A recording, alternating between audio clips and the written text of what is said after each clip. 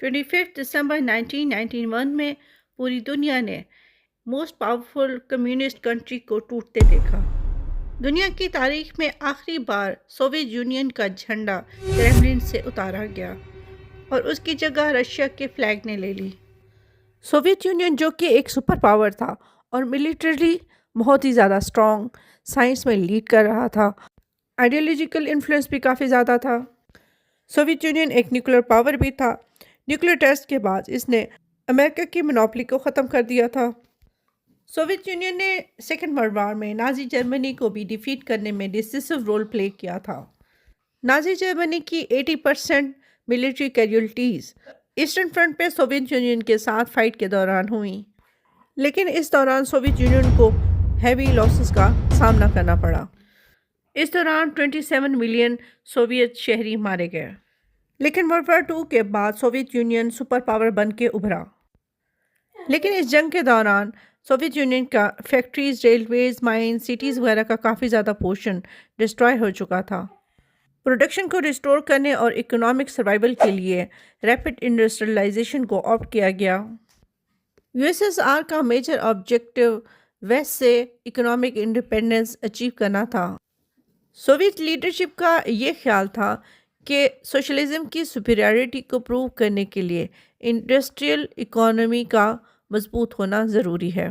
اسی طرح سے سوویت یونین کی اسپیس ایڈوانسمنٹ کے پیچھے بھی اسٹریٹجک، پولیٹیکل، ملٹریلی اور آئیڈیالوجیکل ریزن کار فرما تھے۔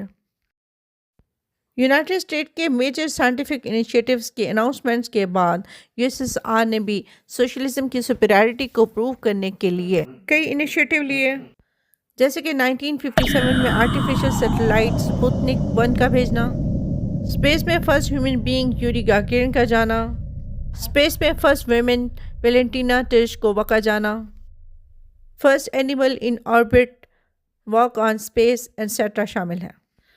ان شارٹ ہم کہہ سکتے ہیں کہ سوویت یونین کی ریپڈ انڈسٹریلائزیشن اور ٹیکنالوجیکل ایڈوانسمنٹ کے پیچھے ویسٹرن کمپٹیشن میجر فیکٹر تھا۔ سوویت لیڈرز کو یقین تھا کہ کیپٹلسٹ کنٹریز سوویت یونین کو ویکن یا ڈسٹروائے کر دیں گے۔ ویسٹرن کمپٹیشن کو کاؤنٹر کرنے کے لیے لینن نے کیپٹلزم کو لمیٹڈ لیول تک الاؤ کیا تاکہ کنٹری میں فورن انویسٹمنٹ لائی جا سکے۔ لینن کی اس اکنامک پالیسی کا نام نیو اکنامک پالیسی رکھا گیا۔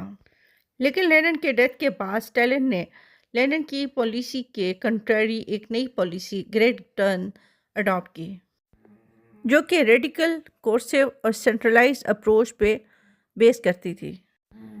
اس پالیسی نے سوویت یونین کو بہت ہی کم ٹائم میں انڈسٹریل اور ملٹری پاور میں تبدیل کر دیا۔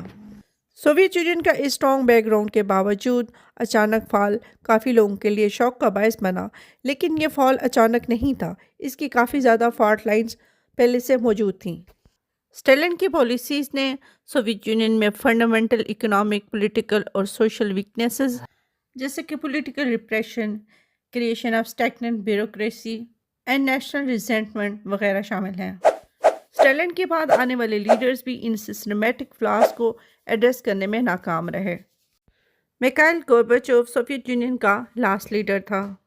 گلوبلی کولڈ وار اینڈ کرنے کا سہرا اس کے سر ہے، لیکن رشیا میں اس کو کنٹروورشل فگر مانا جاتا ہے اور اس کو یو ایس ایس آر کے کولیپس کا ذمہ دار ٹھہرایا جاتا ہے۔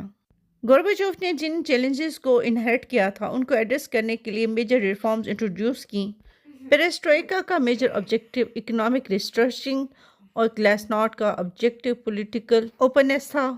گلاسنوسٹ کے through freedom of speech, reduce censorship اور پبلک کرٹیسزم الاؤ کی گئی۔ اس کے ساتھ ہی گورباچوف نے ملٹی کینڈیڈیٹ الیکشن انٹروڈیوس کیے، جس نے کمیونسٹ پارٹی کی منوپلی کو کافی حد تک انڈرمائن کیا اور opposition figure like Boris Yeltsin کو الاؤ کیا۔ کمیونسٹ پارٹی کے ہارڈ لائنرز جو کہ گورباچوف کی ریڈیکل ریفارم سے خوش نہیں تھے، انہوں نے 20 اگست 1991 کو کو لانے کی کوشش کی جو کہ ناکام ہو گئی۔ اس طاقتور اسٹیٹ کے ٹوٹنے کی میجر وجہ کیا تھی، اس پہ کافی بحث ہوئی ہے۔ زیادہ تر لوگوں کا کہنا ہے کہ یو ایس ایس آر کے لاسٹ لیڈر گورباچوف اس کی وجہ بنے۔ کو فیل ہونے کے باوجود انٹرنل ریزنٹمنٹ وقت کے ساتھ ساتھ بڑھ رہی تھی۔ ریپبلکس نے انڈیپینڈنس کے لیے آواز اٹھانا شروع کی۔ یوکرین کی انڈیپینڈنس ڈکلیئر کرنے کے بعد سوویت یونین کو کافی بڑا دھچکا فیس کرنا پڑا، کیونکہ سوویت یونین کی کافی زیادہ ملٹری انفراسٹرکچر یوکرین میں موجود تھا۔ یوکرین میں کافی زیادہ گندم پروڈیوس ہوتی تھی اور یہ میجر انرجی ریسورسز کا بھی ایک میجر سورس تھا۔ یوکرین کی انڈیپینڈنس کے ساتھ ہی دوسری اسٹیٹس نے بھی آواز اٹھانا شروع کر دی۔ دسمبر 1991 میں رشیا، بیلاروس اور یوکرین کے لیڈرز نے مل کے ایک ایکارڈ سائن کیا جس کا نام بلا ویزا ایکارڈ تھا۔ یہ سوویت یونین کے ختم ہونے کی ایک فارمل ڈکلریشن تھی۔ میخائیل گورباچوف کے ریزگنیشن کے ساتھ ہی union of soviet socialist republic 15 states میں تقسیم ہو گئی۔